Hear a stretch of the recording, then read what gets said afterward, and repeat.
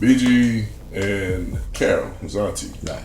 Carol was running the record label with him, and Carol got a business background, business degree, and she was running the company with him, and they had a situation with Koch. Koch records, they don't want up their chains. They don't respect they got gangsters in the game. So we ain't with them no more. I just signed one album with them. That's not actually Koch. It's Koch. They like one of the richest families in the country. They had an entertainment company. I think people went to them for investors to start an entertainment company. And their first records that they were distributing was the musical soundtracks for the Wiggles. The streets want our the white folk won't be in the office, so we gotta get with out their there feet kicked up, trying to promote a Pokemon album. They diversified into signing many major deals with all of these boutique labels, one of which being Chop City, but it wasn't just in New Orleans, like in New York, like Dipset, all the Wu-Tang members that came out with their solo projects. Eventually, No Limit started coming out through Koch. Fat Joe, like all these different artists that like were getting out of their deals with majors went to Koch to release solo projects. And during that time, because I know Koch had built kind of reputation for being the graveyard for artists. Right, it was a graveyard to people that. I mean, even at that time, with all them big artists, they were still considered that at that time. It was money, like it was real money. Like they were paying real checks, like because if Koch got behind you, because they would only go at people that had prior reputations with other labels, which is why I guess they got the reputation for being a graveyard. Because they did have more major careers with more major labels, but by the time they got to Koch, they still had a buzz, and so Koch would give them just enough of a budget that they would sell like 300 or 400,000 units. That's money. Like I said, myself, I was doing great. You know what I'm saying? When I was working on those Koch records with BG and Slim and C Murder, it was a very profitable time. Me and Jesus went to elementary together. So we fucking with Koch together, we getting money. But Koch playing games, we ain't fucking with them no more. It's a wrap after that. We taking our business elsewhere. What was Slim's relationship with Koch?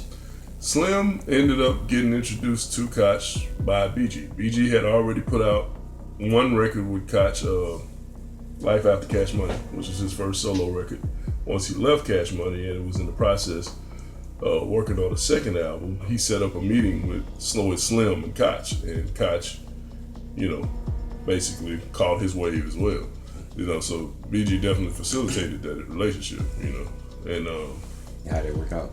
Well, I mean, for all parties, Koch ended up getting kind of like a front seat to a ticking time bomb. Koch records, they don't want up their chains. They don't respect they got gangsters in the game. He at the same time was networking with Mystical, who ended up being on his first single, which Koch didn't have anything to do with it. You know what I'm saying? He knows relationship. And then he also got with Juvenile. He actually wrote the song. It was his song. Yeah. Him and Daniel, and they actually finished the song. What was the name of it again? You said? Slow Motion. Slow motion for me. Slow motion for me. Slow motion for me. Moving slow motion for me. Yeah, it was a song that he had already recorded, like while he was working on all the rest of the songs for his years later, a few months after the project. And Juve asked him to get on something with him for his album, and heard the song, and wanted it. So he got on it and said he not only did he want to put it on the album, he wanted to make it a single. So yeah, that for Koch worked out very well. Koch was behind it. Well, no, they weren't behind it, but they benefited from it. Slim was making all these moves on his own because he was a record label. Koch was just a distributor. So I mean, wait a minute. So if Koch don't distribute it, how did these? Because Slim is the artist. Yeah. Okay. So Slim wasn't their artist. Slim was his own artist. Slim was an artist of Cutthroat Committee Records.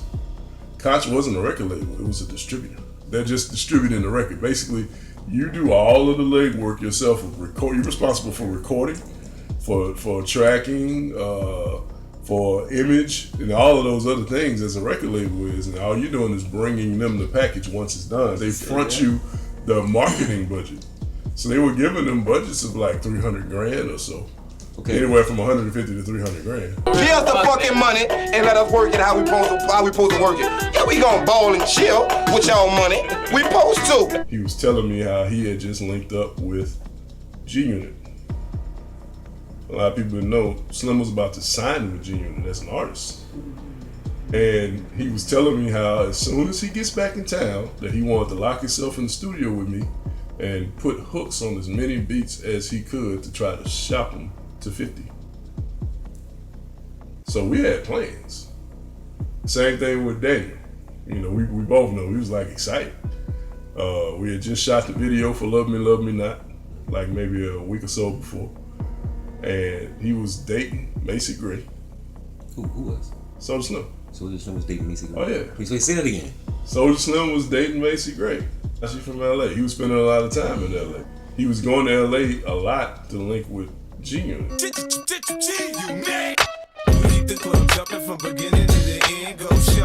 was hanging with them cats. You know, he was kicking it with them hard. And he was in the process of signing a record deal with them. So he was gonna be their next. What was that interest? Where did that come from? I mean, 50 was interested in him. Yeah, well, I mean, shit, he's popping. You know, between Slow Motion and just the industry buzz about him at the time. I mean, he was popping. You know, and yeah, 50 was interested in him, and he was up there dealing with him, talking to him. You know, politicking. They definitely was kicking it. Like, he was kicking it hard with Game, with 50, with all those G-Unit cats. I never got a chance to meet him because that was the next step. We didn't get to that step. You know what I'm saying? We never made it to that step. It was talked about. Matter of fact, like I'm saying, it was literally what was supposed to happen as soon as he got back in town. So the day of, me and Daniel sitting in my studio waiting for BG to come drop his verse, and he's late. So we're like, yo, what the hell is going on? Because Anthony Murray was supposed to be bringing him. And Daniel's phone ringing, is Anthony Murray crying. And he's like, what's going on? He's like, man, they just hit Slim. I didn't know I wasn't there on the phone, and Daniel hung up the phone. He just sat there with a blank stare on his face. I said, what's going on? He said, man, they just shot Slim. And we both just sat there in silence, you know what I'm saying, for a good little minute, like, shocked. Because we didn't know whether whether they shot him like it was fatal or if he was just hurt. But then, we soon found out it was fatal. And yeah, we both was just kind of like in shock. Like, we didn't, it wasn't like emotional or anything right away. It was just kind of like shock, like, damn, for real? Because there was so much going on at once. Like I said, we had just shot a video together, which was the Love Me or Love Me Not video, which hadn't even been released yet. We knew about the slow motion thing about to pop off, the G-Unit thing about to pop off, all these opportunities, all these different things that was happening. He was about to, and he was about to bring everybody with him. And so when it happened, it was just like just somebody just took a balloon and just stuck a pin in it, You know what I'm saying? So it was. I couldn't even go to the funeral, man. I couldn't deal with it. I mean, it was too much of a spectacle for me, and for me having such a personal relationship and all, what was going on, it was just like, it was too much.